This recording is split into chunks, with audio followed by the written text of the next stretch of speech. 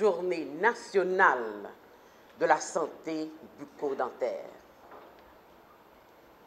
Commémorer cette journée revêt une double importance pour nous.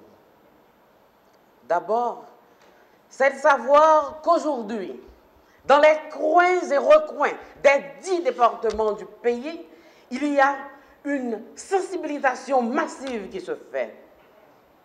Au sein des établissements scolaires, dans les lieux publics, partout, tout le monde est sensibilisé à la question de la santé bucco-dentaire. Le docteur Pierre-Louis vient de vous dire que la santé bucco-dentaire représente toute la santé. C'est vrai, car au départ, le premier geste qui se fait, c'est de se saluer et de montrer la bouche et les dents.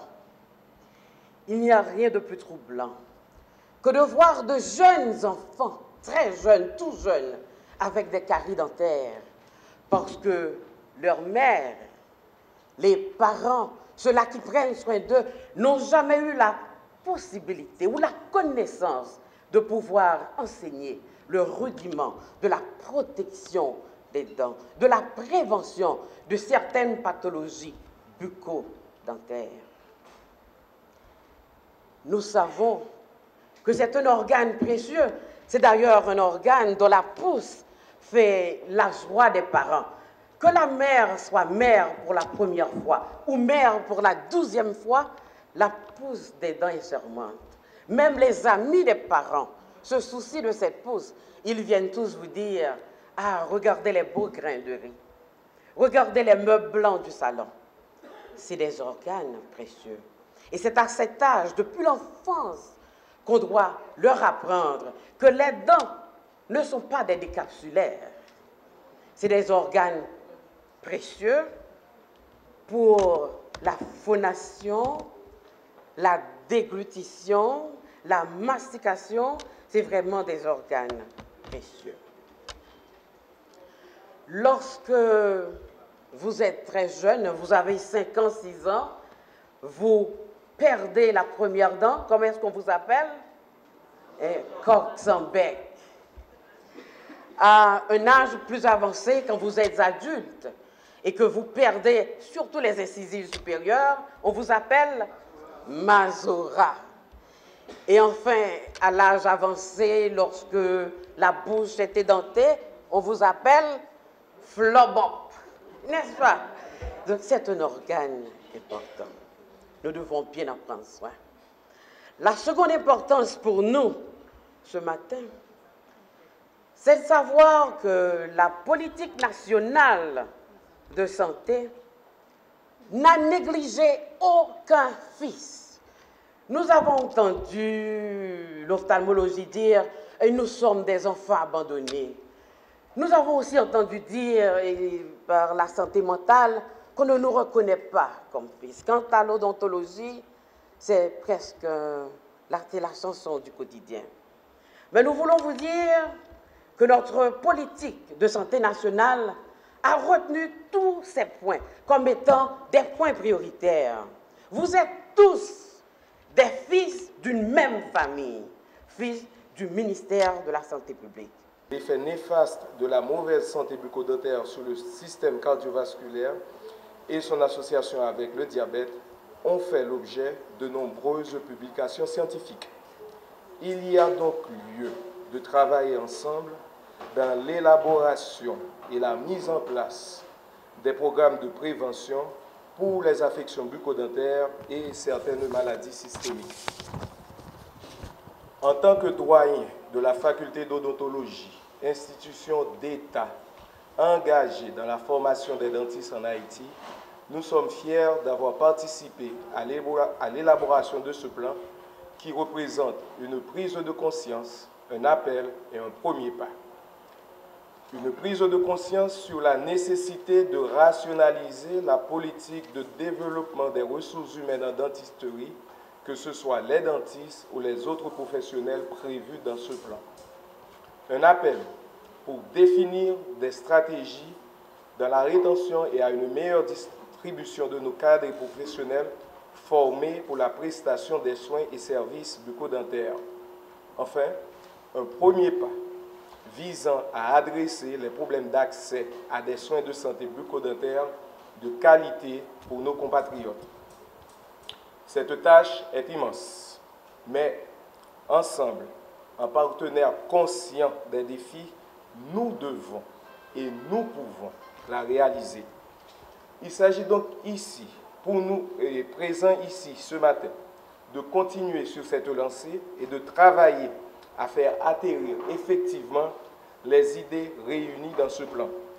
Nous saisissons l'occasion pour réitérer au ministère de la Santé publique la sincère collaboration de la faculté d'odontologie pour les étapes futures relatives à la mise en œuvre de ce plan.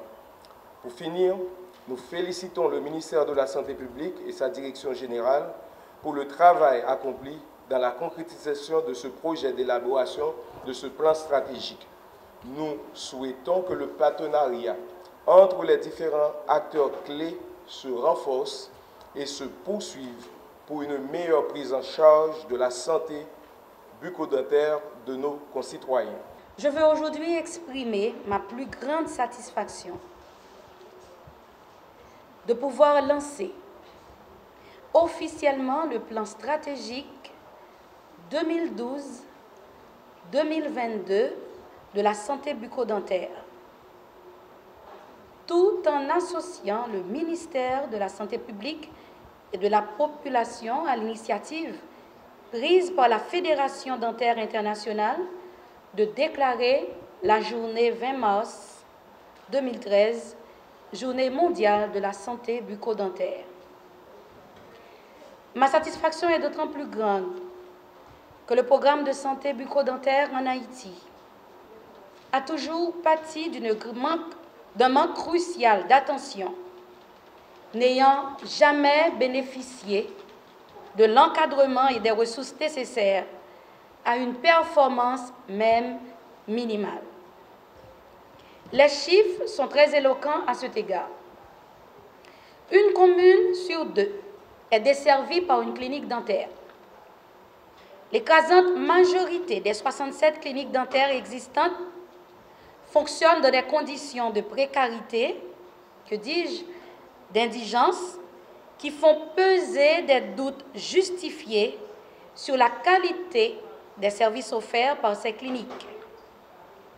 Seul le bureau départemental du Nord compte sur les services d'un dentiste senior expérimenté qui coordonne l'organisation des soins bucco-dentaires à l'échelle de ce département. Et j'en passe quand la liste des dysfonctionnements du secteur bucco-dentaire est trop longue pour faire l'objet d'une énumération exhaustive. Pourtant, il est universellement reconnu que la santé bucco-dentaire est un aspect important de la santé en général. Déjà en 2003, l'Organisation mondiale de la santé considérait les maladies bucco-dentaires comme un sérieux problème de santé publique.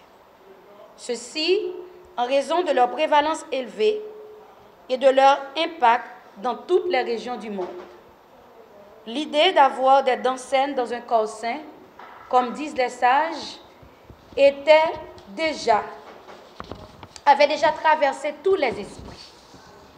En choisissant de lancer son plan stratégique, dans le cadre des manifestations entourant la célébration de la Journée mondiale de la santé bucco-dentaire, le ministère de la Santé publique veut signifier sa volonté de déclarer révolue l'époque où l'accès à des soins bucco-dentaires de qualité était l'apanage exclusif d'un petit groupe de privilégiés.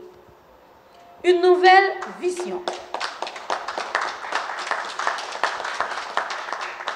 Une nouvelle vision en matière de prise en charge de la santé bucco-dentaire vient donc de naître.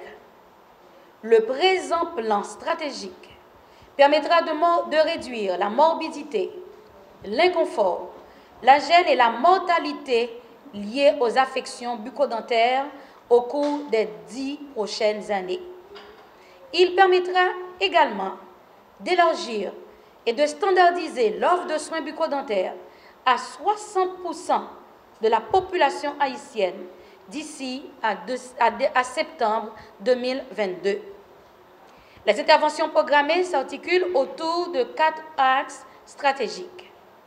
De côté, il y a le renforcement de la gouvernance du programme de santé bucco-dentaire.